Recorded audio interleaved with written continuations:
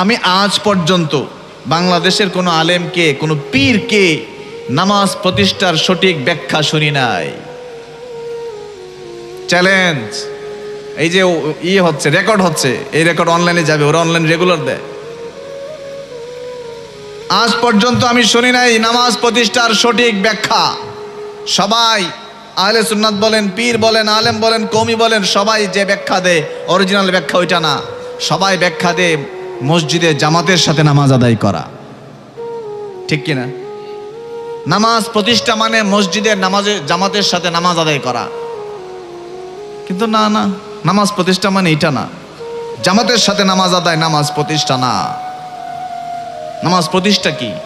বুল্লে শাহ রহমতুল্লাহ আলাইহি ইন্ডিয়ার একজন বড় বলি, মাজ্জু ভালোতে ছিলেন।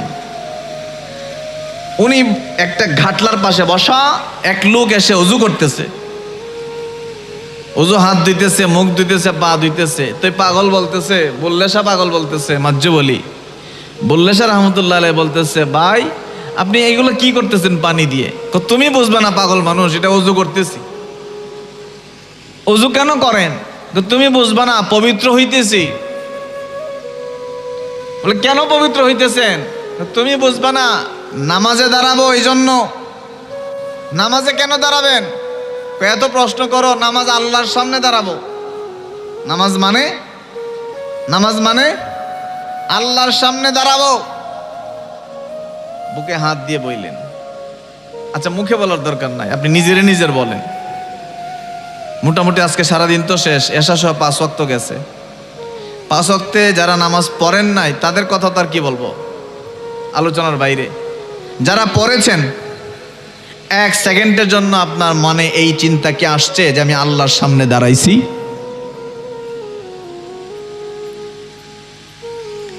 1 সেকেন্ডের জন্য, আজকের শুধু 5 ওয়াক্ত নামাজের মধ্যে 1 সেকেন্ডের জন্য আমার আপনার মাথায় এই ধারণাই আসে নাই আমি আল্লাহর সামনে দাঁড়াইছি? তো এই নামাজ আসমান পর্যন্ত পৌঁছাবে কেমনে? এই নামাজ আপনাকে ঠিক করবে কেমনে? এই নামাজ আপনার হচ্ছে, আপনি কেমনে বলেন এটা? এই দাবি কেমনে করেন? কোন মুখে করেন? নবীজি বলেছেন, আনতা আবুদাল্লাহা কাআন্নাকা তারাহু ফাইন লাম তাকুন তারাহু ফাইন্নাহু ইয়ারাকা। বুখারী শরীফের হাদিস এবং প্রথম দিকের হাদিস। বুখারী শরীফের প্রথম দিকের লম্বা হাদিসের শেষ অংশ। নবীজি বলেন, আনতা আবুদাল্লাহা, হে উম্মত, যখন তুমি নামাজে দাঁড়ায় যাবা, যখন তুমি ইবাদতে দাঁড়ায় যাবা, আনতা আবুদাল্লাহা ফাইন্নাকা তারাহু, এমন ভাবে দাঁড়াবা যেন তুমি আমার আল্লাহকে দেখতে পাচ্ছ। এই বাবা আলোচনা এত বেশি, দেখবেন চাই না লম্বা কথা বলতে, কিন্তু কখন যে বেজে যাবে কয়টা।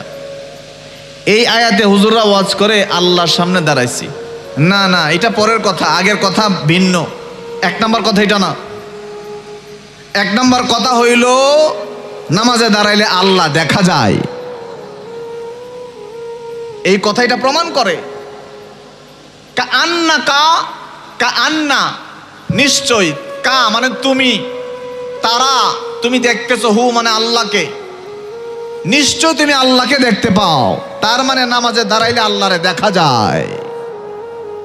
যদি না দেখা যায়, তো যে আল্লাহরে দেখা যায় না, নবীজি কেমনে বলে সে আল্লাহরে দেখতেছো? তো হয় না, এটা হয় কথা মিলে? নবীজি বলছে যেন তুমি আল্লাহরে দেখো, তার মানে আল্লাহ দেখা যায় নামাজে দাঁড়াইলে। 1 নম্বর পয়েন্ট গেল। 2 নম্বর পয়েন্ট, তার মানে আমাকে ভাবতে হবে যেন আমি আল্লাহর সামনে দাঁড়ায় গেলাম। তে প্রথম শর্তে, দ্বিতীয় শর্তে, কোনো শর্তে তো আপনি নাই আজকের 5 ওয়াক্ত নামাজে। কিন্তু আমি ভাবতেছি কি, আমি 5 ওয়াক্ত নামাজ পড়ি, গ্রামের আমার মতো মুসল্লি কেউ আসেনি। আমি 5 ওয়াক্ত নামাজ পড়ি, আমার মতো মুসল্লি কেউ আছে নাকি? এই ধারণা আমাদের মধ্যে আছে না নাই? যেই নামাজ আপনারে মুসল্লির মনোভাব তৈরি করে, যেই নামাজ আপনারে মুসল্লির ভাবনা আপনার মাথায় ঢুকায়া দেয়, আল্লাহর কসম কাগজে লিখে দিব, আপনার ওই নামাজ আল্লাহ পর্যন্ত পৌঁছায় না। এটা যেই নামাজ আসমানে গিয়ে লাগে পৌঁছাবে, আপনার ওই নামাজিওয়ালার কথার সুর চেঞ্জ হয়ে যাবে, পরিবর্তন হয়ে যাবে।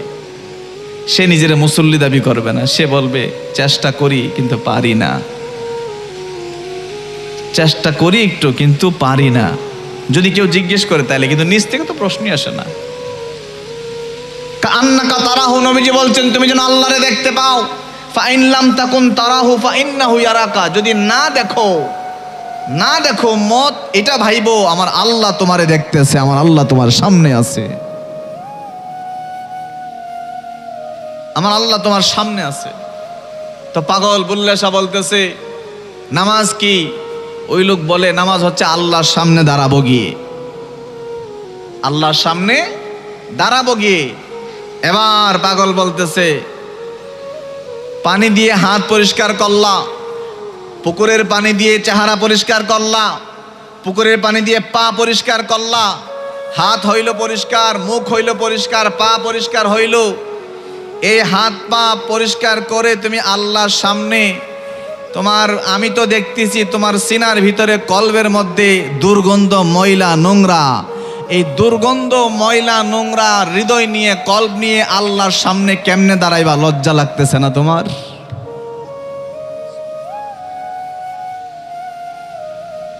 কত ওজনের কথা বুঝছেননি? তুমি হাত পরিষ্কার করলা, মুখ পরিষ্কার করলা, পা পরিষ্কার করলা, তো আমি তো দেখতেছি তোমার সিনার ভিতরে কলবের মধ্যে নোংরা ময়লা দুর্গন্ধ, এই দুর্গন্ধ হৃদয় নিয়ে আল্লাহর সামনে কেমনে দাঁড়াইবা? লজ্জা লাগে না? এই লোক তো অবাক হয়ে দাঁড়ায় তাকাই থাকলো তার দিকে। কথা তো সত্যি, কথা তো সত্যি। আরে আল্লাহ বলেন ইন্নাস সালাতা তানহা আনিল ফাহশাই ওয়াল মুনকার, নিশ্চয় নামাজ মানুষকে পাপ কাজ থেকে বিরত রাখে, অশ্লীলতা থেকে বিরত রাখে। আমার দেশের মসজিদগুলি জুমার নামাজে যান, আপনি জায়গা খালি পাবেন না। ঢাকাতে যান, মসজিদ ভরে গেছে, ছাদ ভরে গেছে, 7 তলা 8 তলা মসজিদ, সব তলা ভরে গেছে, রাস্তা বারান্দা ভরে গেছে, রাস্তায় মানুষ বসে, তারপরও জায়গা নাই, মসজিদে মানুষের জায়গা নাই। আমার দেশে চোরি, বাটপারি, রাহাজানি, ইফটিজিং, মদ, নেশা, সুদ, ঘুষ, অহংকার, রিয়া, মানুষের বদনাম, গালিগালাজ, এগুলোরও অভাব নাই। কথা কোন ঠিক কিনা?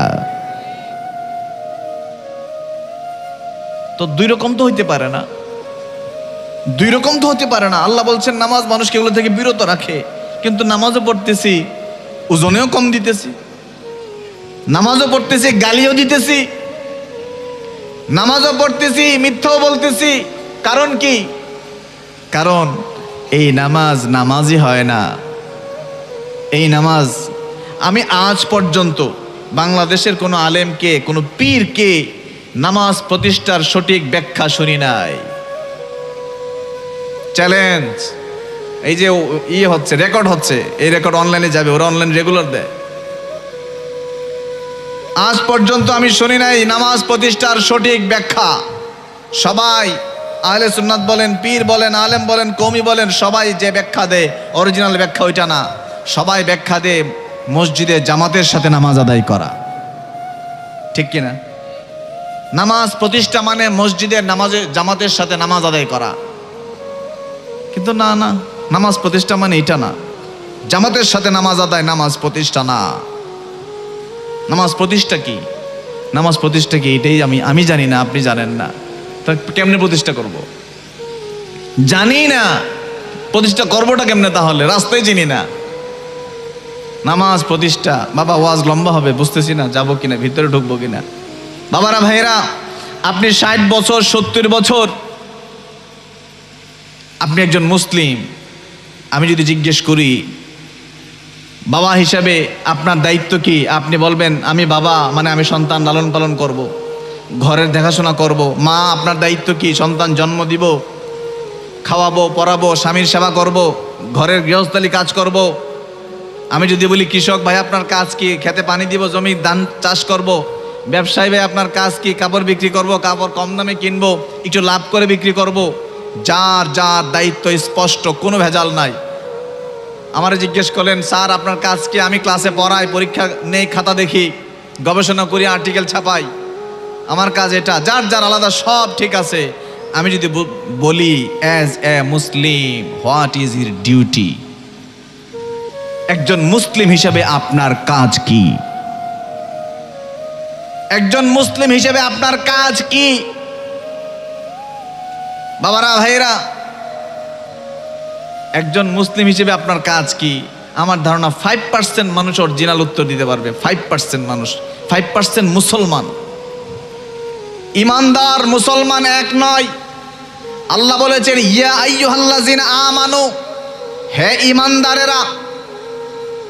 তার মানে ইমানদারদেরকে আল্লাহ একটা কথা বলবে, হে ইমানদারেরা, ইয়া আইয়ুহাল্লাযিনা আমানুত্তাকুল্লাহা হাক্কা তুকাতিহি, হে ইমানদারেরা, তোমরা ঈমান এনেছো বলে আল্লাহ ঈমান আনছি। ঈমান আনা মানে কি? আল্লাহর প্রতি ঈমান আনা, রিসালাতের প্রতি, তাওহীদের প্রতি, আসমান জমিনের প্রতি, জান্নাত জাহান্নাম, ফেরেশতা, কিতাব, নবী রাসূল, আখিরাত, সব কিছুর প্রতি বিশ্বাস যে করলো, ঈমান আনছো বলে আনছি। এখন তুমি তাকওয়া হও, মুত্তাকি হও। মুত্তাকি হওয়ার মতো মুত্তাকি। যদি প্রশ্ন করি মুত্তাকি কি জিনিস, মুত্তাকি হওয়ার মতো হও, আল্লাহ বলছেন। আপনি মুত্তাকি হইছেননি? আমি হইছিনি? না না, হইতে পারি নাই। তারপর আল্লাহ বলছেন, ওয়ালা তামুতুন্না ইল্লা ওয়া আনতুম মুসলিমুন, হে ইমানদারেরা মুত্তাকি হও, তারপর মুসলিম হয়ে আমার কাছে মৃত্যুবরণ করে আমার কাছে ফিরে আসো। প্রথম ইমানদারদেরকে ডাকেন, যারা ঈমান এনেছে। ঈমান আনো এই আয়াতে বলছেন না, বলছেন যারা ঈমান আনছো তোমরা আসো। আল্লাহ আমরা ঈমান আনছি, ঠিক আছে, এবার মুত্তাকি হও। মুত্তাকি কি জানেননি? মুত্তাকি হচ্ছে ছেড়ে দেওয়া। মুত্তাকি মানে বাংলাদেশের আলেমরা ওয়াজ করে ভয় করা। না না, ভয় করা না। আল্লাহকে মানুষ ভয় করবে কেন? আপনারা আল্লাহর ভয় করেননি? জবাব নাই। বলে হুজুর কোনটা কে বিপদে পড়ি? ব্যক্তিগতভাবে মাইক দিয়ে তো বলছি, কারণ যে রেকর্ড হচ্ছে, ব্যক্তিগতভাবে আমি আল্লাহকে ভয় করতে রাজি না।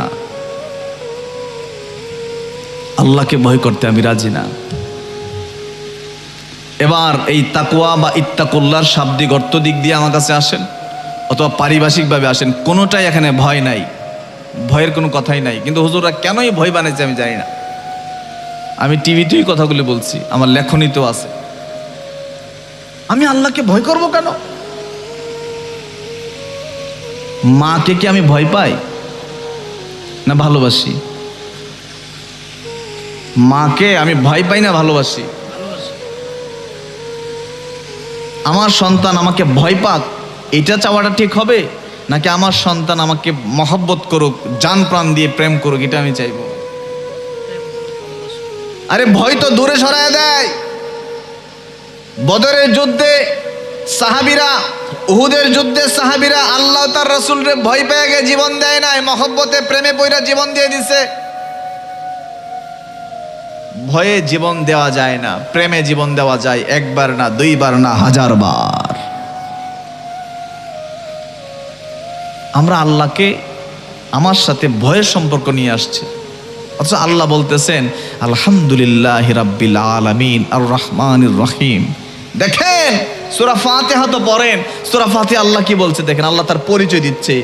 আপনি বলছেন সমস্ত প্রশংসা আল্লাহর জন্য, যিনি গোটা কায়নাতের রব।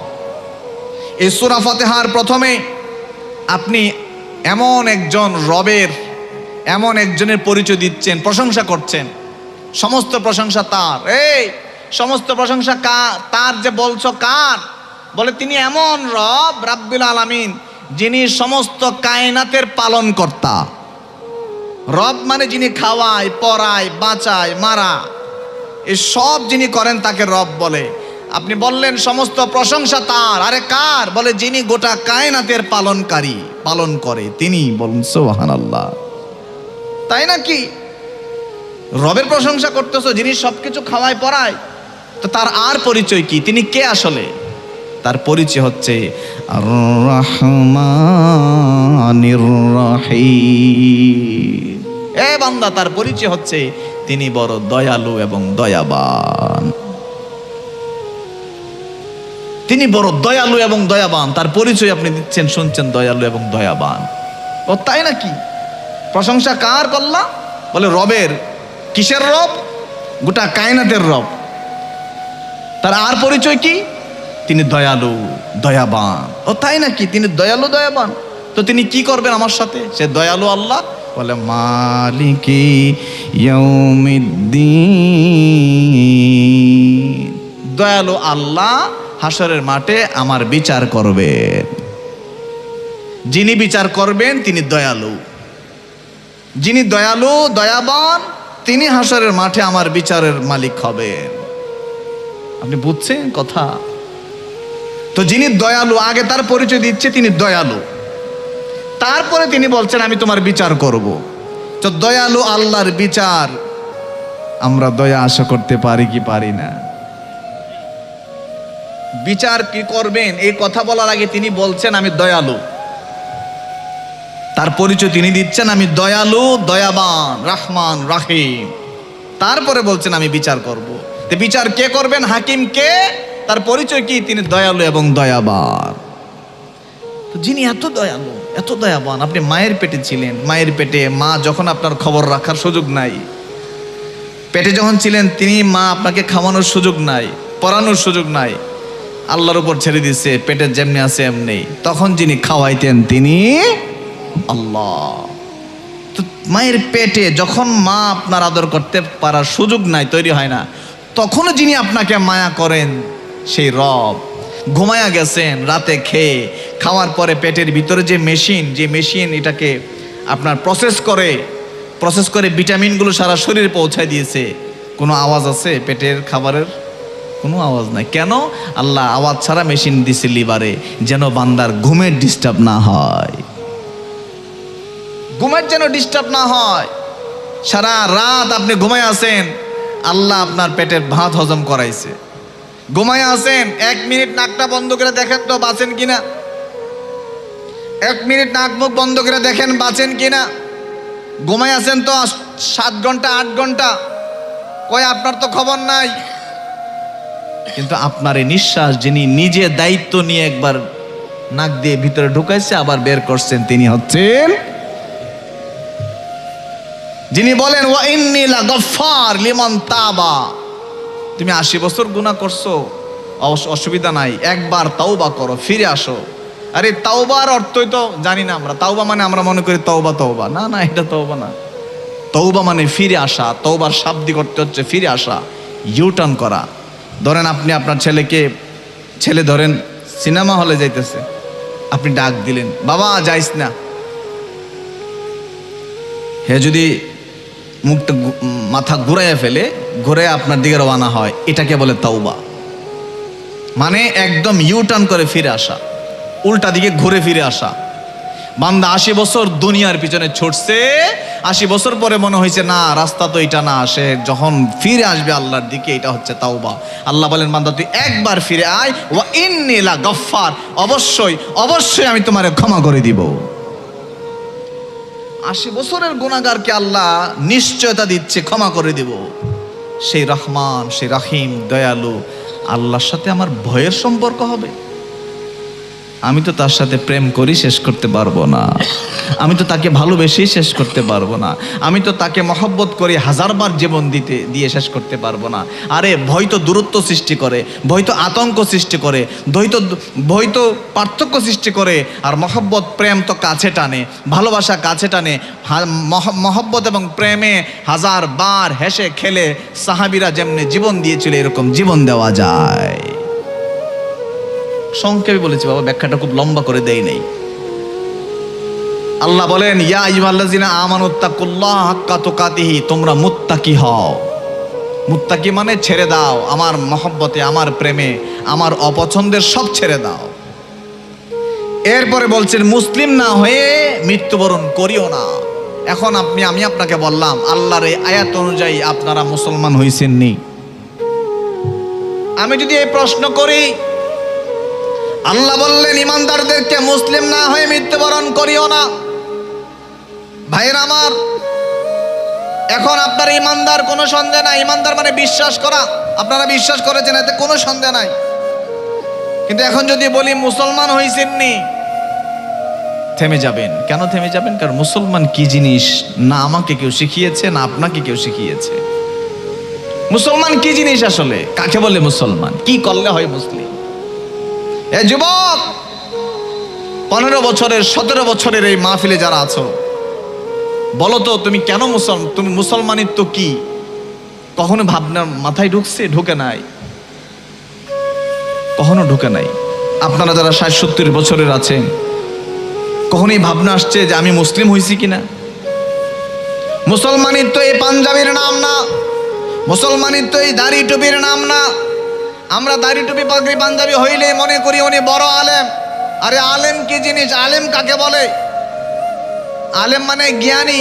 কোন জ্ঞানের অধিকারী? কোন জ্ঞান? এই যে কামিল পাস করলো, সার্টিফিকেট অর্জন করলো, সেই জ্ঞান? এই জ্ঞান পরে তো এক একজন এক এক কথা বলে, এক এক ফতোয়া দেয়। এ তো নিজেই সঠিকটা পাইতে পারতেছে না, কনফিউজড। কিতাব পড়ে তো কনফিউজড, সত্য উপবৃত হইতে পারতেছে না। সে জ্ঞানী হয় কেমনে? জ্ঞানী হয় যার কাছে সত্য প্রকাশিত হয়ে যায়। জ্ঞানী সে যে সত্য দেখা শুরু করে। জ্ঞানী সে যে সত্য জানে, সত্য বলে। সে কখনো কনফিউজ না। কেন? সে কিতাব থেকে তথ্য নেয় না, আল্লাহর সাথে তার সরাসরি যোগাযোগ শুরু হয়ে যায়। সে আলেম, তাকে বলা হয় আলেম। আমাদের মতো পাঞ্জাবিওয়ালারা যারা শুধু পাঞ্জাবির মধ্যে এলেমানা খুঁজি, আলেম হওয়াটাকে মনে করি নাই, বিধায় আমার কথায়, ওই আলেমের কথায় আপনাদের কোনো পরিবর্তন আসে না, কোনো পরিবর্তন নাই। আপনি দেখেন, আপনিও গালি দেন, আমিও গালি দেই। আপনি দেখতেছেন, আপনিও গালি দেন। সরাইল, ব্রাহ্মণবাড়িয়া, কিশোরগঞ্জ, নরসিংদী, সারা বাংলাদেশের মানুষ জানে এরা শুধু ঝগড়া করে। আর আসলেই তো আছে কিছু না কিছু আমাদের দেশে। আমরা দেখছি অনেক সময় গ্রাম গ্রাম ঝগড়া হইলে যারা মাদ্রাসায় পড়ছেন এরাও সাথে থাকে। কিভাবে সম্ভব এটা? তোমরা তো অন্তত পক্ষে ফিরাইতে পারতা। এরাও করে, গালি দেয়, আড্ডা দেয়। এই চায়ের স্টলে পাশে বসে আড্ডা দেয়। একজন আল্লাহর ওয়ালা মানুষ চায়ের স্টলে বসে, রাস্তায় দাঁড়িয়ে আড্ডা, হেসে খেলে আমোদ ফুর্তির মাধ্যমে আড্ডা দিতে পারে না। এটা তার সাথে যায় না, সে পারবে না। তার ভিতরে অস্থিরতা শুরু হয়ে যাবে, তার ভিতরে অস্থিরতা শুরু হয়ে যাবে, খারাপ লাগা শুরু হবে, ভাল লাগবে না। কেউ যদি কারো বিরুদ্ধে গীবত করে, বদনাম করে, তার অস্বস্তি লাগবে, খারাপ লাগবে। এটা আমাদের দেশে আলেমরা, মানে শুধু মানুষের কথা বলতেছি না, পুরো দেশের কথা বলতেছি। আমাদের সমাজের আলেমরা কি এরকম? বরং তার কাছে গেলে আপনি আরো গীবত বেশি খুঁজে পান।